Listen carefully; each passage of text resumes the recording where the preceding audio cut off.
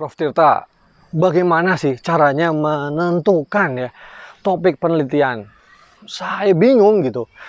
Menentukan judul juga bingung. Apalagi permasalahan penelitian maupun juga pertanyaan penelitian. Gimana ya gitu. Waduh, panjang ceritanya. Nah, tapi yang ingin saya sampaikan ya, kamu bisa mencari permasalahan penelitian yang diambil dari permasalahan yang ada dalam masyarakat. Fenomena-fenomena yang ada dalam masyarakat. Ya, ini saya bicara sebagai seorang ilmu sosial ya. Seorang ahli ilmu sosial. Mungkin bidang-bidang yang lain berbeda, tapi ya, ilmu apapun, mau sosial, ya, mau pengetahuan alam gitu misalnya ya, eksak gitu ya. Kemudian komputer, science, engineering dan lain sebagainya, tentu semua dibuat untuk kebaikan masyarakat, untuk kebaikan kesejahteraan manusia. Itu yang paling penting.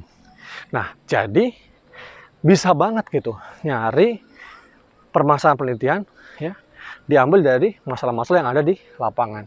Nah, misalnya deh sekarang ya, pada tahu dong ya tentang Tiko ya, tentang Bu Eni ya, kan lagi viral tuh ya di media sosial ya, banyak banget ya gimana rumah mewah yang tidak terawat, ternyata di situ ibunya Tiko, dan Tiko sudah ada di situ selama kurang lebih 11 tahun tanpa air, tanpa listrik. Gimana coba gitu ya. Nah, ini contoh saja ya. Dari hal-hal seperti itu yang ada di sekeliling kita, kita tentu bisa mencari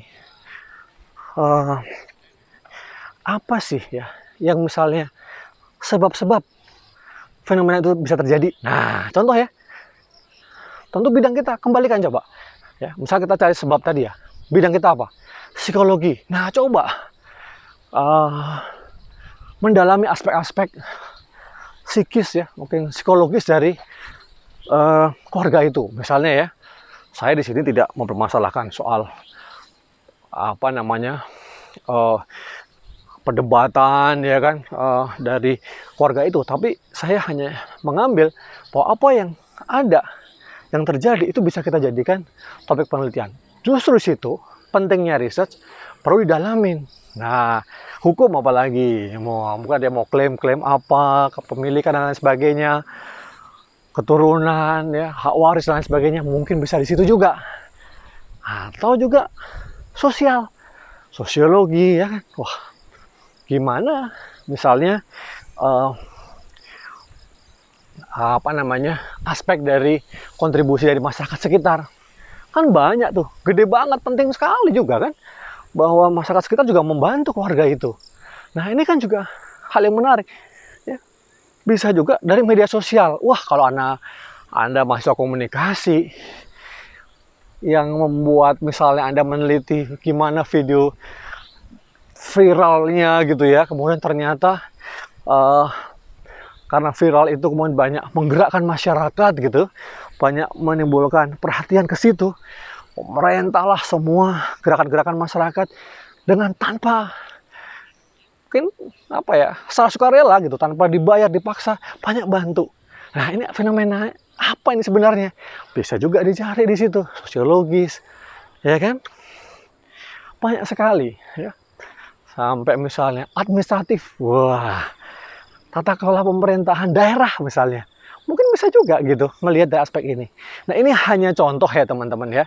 Mumpung ini lagi viral ketika video ini dibuat gitu ya, juga lagi bahas di televisi, media massa, media sosial, itu banyak sekali membahas tentang Ibu Eni, tentang Tiko, ayahnya, keluarganya, perdebatannya macam-macam. Nah, itu kalau kamu peneliti ya, atau lagi cari topik, coba cari kayak gitu ya. Jadi saya recap, saya simpulkan.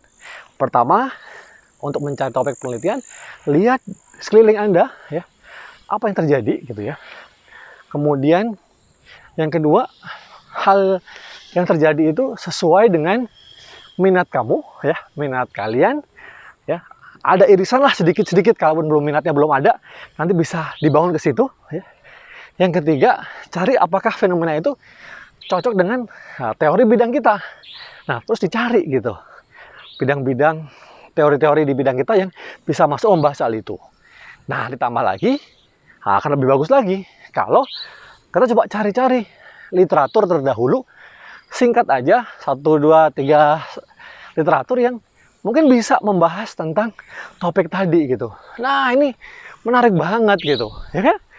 Jadi, kamu memahami apa yang sedang terjadi di masyarakat ya, tidak ketinggalan berita banget gitu ya. Kamu juga muncul rasa human interest kamu, ketertarikan kamu, memecahkan masalah yang sedang terjadi, sesuai dengan bidang penelitian kamu. Dari angle-nya, dari perspektifnya, itu sesuai dengan bidang kajian kamu, prodi kamu. Nah, coba gimana? Ada nggak gitu ya? Saya yakin banyak nih nanti. Ya, banyak pendekatan-pendekatannya ya. Belum ditambah lagi pakai metodenya. Wah, kalau sudah dengan metode penelitiannya bisa macam-macam. Ya, bisa berbeda-beda dan makin menarik gitu ya. Itu adalah salah satu tips singkat yang menarik untuk bagaimana bikin bab 1 kalian makin keren, mencari topik penelitian. Nah, gimana? Ada yang kayak gitu nggak? Pengalaman kayak gitu? Ya, silahkan tulis di kolom komentar. Jangan lupa ya, like, subscribe juga gitu ya. Dan bagikan maksudnya kepada teman-teman kamu yang mungkin lagi punya problem sama kayak kamu.